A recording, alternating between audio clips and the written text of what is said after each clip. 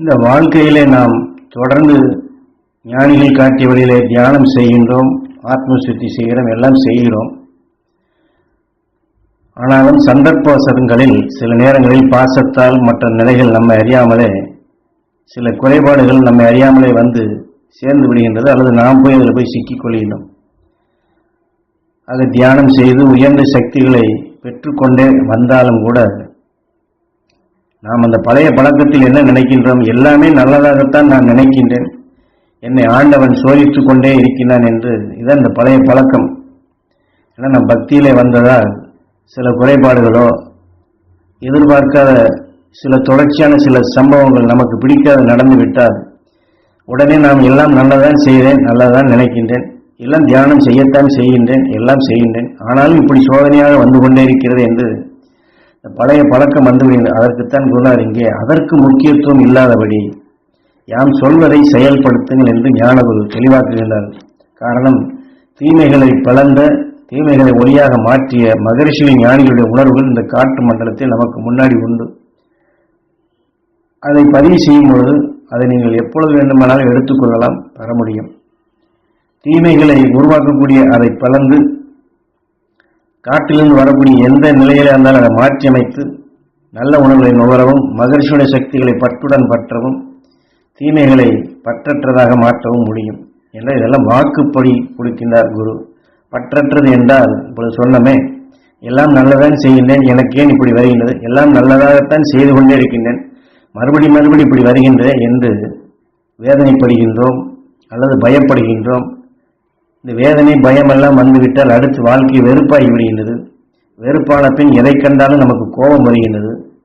இதுபோன்று இத்தகைய வெறுப்படைதல், வேதனைப்படுதல், கோபப்படுதல், பாசத்தால் வரக்கூடிய சில சிக்கல்கள், இதெல்லாம் நாம் பற்றற்றதாக மாற்ற வேண்டும். அது வரும், அது பாட்டுக்கு போகும் என்று நாம் அதன் மீது பற்றை செலுத்தாதபடி நாம் அந்த அருள்முணர்வை பற்ற வேண்டும் என்று குரு இங்கே ஞாபகப்படுத்துகின்றார். என்றால் பாசத்தால் எப்படி தவறு வருகிறது என்று பார்த்தோம் என்றால் நாம் பையன் மீது அதிகமான பாசம் வைத்திருக்கின்றோம்.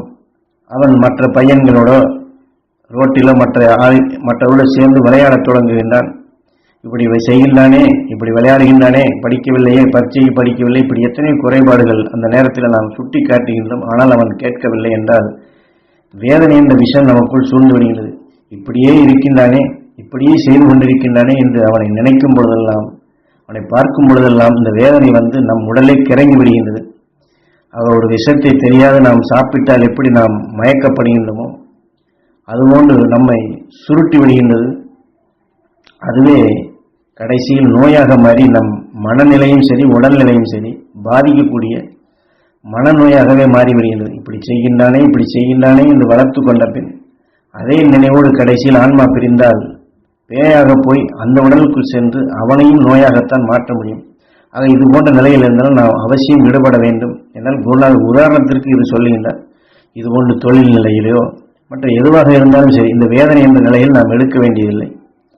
அதனால் வரக்கூடிய வெறுப்பையும் நாம் எடுத்துக்கொள்ள வேண்டியதில்லை. ஆகவே எந்த நிமிடமும் அந்த மகரிஷினால் சக்தி நாங்கள் பெற வேண்டும் ஈஸ்வரா என்று உயிருடன் ஒன்றினால் போதும், அந்த மகரிஷினால் சக்தி நாங்கள் பெற வேண்டும் என்று தகுதியைத்தான் மீண்டும் மீண்டும் உங்களுக்கு நாம் ஏற்படுத்துகிறோம். ஆக இதை விரைவில்லாத நீங்கள் எப்பொழுது வேண்டுமானாலும் எடுக்கலாம். ஆக பக்தியில் எழுப்பது போன்று நான் நல்லதைத்தான் செய்கின்றேன், எனக்கு ஏன் இப்படி வந்தது, எனக்கு ஏன் இப்படியே வந்து கொண்டிருக்கிறது, ஏன் இப்படி வருகின்றது, இப்படி வரலாமா என்று இதை மீண்டும் மீண்டும் எண்ணாதபடி அந்த மகரிஷினால் சக்தி பெறக்கூடிய தகுதியை நீங்கள் வளர்த்துக் கொள்ள வேண்டும் என்று உணர்த்துகின்றார். அதைத்தான் அருள் உணர்வை பற்றுடன் பற்றுவது என்று சொல்வது, தீமைகளை பற்றற்றதாக மாற்றுவது. ஏனென்றால் அந்த தீமைகளை எண்ணுவதனாலோ வெறுப்படைவதனாலேயோ கோபப்படுவதனாலேயோ வேதனைப்படுவதனாலே நமக்கு எந்த நன்மையும் விளையப் போவதில்லை. குரு சொன்னது போன்று அந்த வேதனை வளர்ந்து நோயாகி மீண்டும் அடுத்த உடலுக்குள்ளே நோயைத்தான் உருவாக்க முடியும். நம்மையும் மீட்க முடியாது, அவர்களையும் மீட்க முடியாது. ஆகவே இங்கே கொடுக்கக்கூடிய சக்தியை நீங்கள் சரியான முறையில் உங்களுக்குள் வளர்த்து உங்களை பார்ப்பவர்களுக்கெல்லாம் அதை கிடைக்க செய்ய வேண்டும் என்று குரு உணர்த்துகின்றார். உங்கள் பார்வை, உங்கள் சொல், உங்கள் மூச்சு அனைத்தும் புனிதம் பெற்று அந்த மூச்சலைகள் காட்டிலே பரவி யாரை பார்த்து, உதாரணமாக ஒரு குழந்தையை பார்த்து அவர்கள் தெளிந்த நிலை பெற வேண்டும், சிந்தித்து செயல்படும் அருள்சக்தி பெற வேண்டும், அவர் நலம் பெற வேண்டும், வளம் பெற வேண்டும், அருஞானம் பெற வேண்டும் என்று இந்த எண்ணத்தை இந்த முறைப்படி எண்ணினால் அவர்களுக்கும் இதை பாய்ச்ச முடியும். அவருடைய குறையோ அவருடைய தவறோ நமக்கு வருவதில்லை. என்றால் இதற்கு ஒரு உதாரணமும் சொல்கின்றன. உதாரணமாக நாம் பயிர்களை வளர்க்கின்றோம் நிலத்திலே, அதில் களை இல்லாது அது சீராக அதாவது ஊன்றிய செடிகள் முளைத்து இருக்கப்படும் பொழுது அதனுடைய இனம் பெருகி மகசூலும் பெருகி செழிப்பாக நமக்கு அந்த மகசூல் கிடைக்கும், பயிரும் நன்றாக வளரும். ஆனால் இது ஒரு செடி மட்டும், எல்லா செடிகளுக்கும் இப்படித்தான். ஆனால் களைகள் முளைத்து விட்டால் நாம் நல்ல பயிர்களுக்கு பாய்ச்சக்கூடிய ஊட்டச்சத்துகள் தண்ணீர் எல்லாம் அந்த களைகள் எடுத்து விட்டால் நல்ல பயிர்கள் வளர்வதில்லை. அது இது போனால் நாம் நல்லதை முதல்ல சொன்னது, நான் நல்லதைத்தான் நினைக்கின்றேன், எனக்கு ஏன் இப்படி வருகிறது என்றால் அந்த களையை எடுத்துக்கொள்கின்றோம். நல்லதை செய்தேன் என்ற நிலைகளை நிறுத்திவிட்டு இப்படி வருகின்றதே என்று அந்த கலைக்குத்தான் நாம் சக்தி கொடுக்கின்றோம். அதைத்தான் குருநாதர் இங்கே உணர்த்தி, அது போன்ற கலைகள் தீமைகள் முளைக்கால் இருக்க வேண்டும் என்றால், நமக்குள் வளராத அதை தடுக்க வேண்டும் என்றால், நாம் யாரை பார்த்தாலும் எதை பார்த்தாலும் எத்தகைய சந்தர்ப்பத்திலும் அவர்கள் மகரிஷிகளின் அருள்சக்தி பெற வேண்டும், அவர்கள் பொருள்காலம் நிலைகள் பெற வேண்டும், அவர்கள் குடும்பங்கள் நலம் பெற வேண்டும், அவர்கள் தொழில் வளம் பெற வேண்டும், அவர்கள் எதிர்காலம் சிந்தித்து சிறந்த நிலையில் அவர் செயல்பட வேண்டும் என்று இந்த உணர்வின் சக்திகளை நாம் இதை பாய்ச்ச வேண்டும்.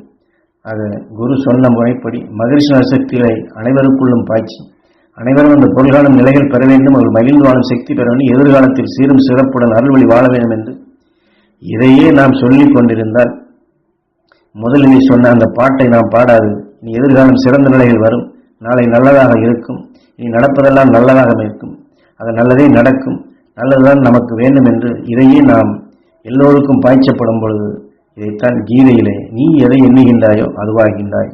ஆக அவர்களுக்கு கிடைக்க வேண்டும் என்று, அவர்களுக்கு அந்த உயர்ந்த நிலை கிடைக்க வேண்டும் என்று நாம் எடுக்கும் இந்த உயர்ந்த உணர்வுகள் நமக்குள் ஓங்கி வளர்கின்றது. நமக்குள் அது வளர வளர வளர நம்முடைய துன்பங்களும் துயரங்களும் வெறுப்புகளும் பயம் கோபம் ஆத்திரம் வேதனை துன்பப்படக்கூடிய உணர்வுகள் எல்லாம் சிறுக சிறுக குறைந்து நாளை நம் வாழ்க்கை சீரும் சிறப்புமாக இருக்கும்.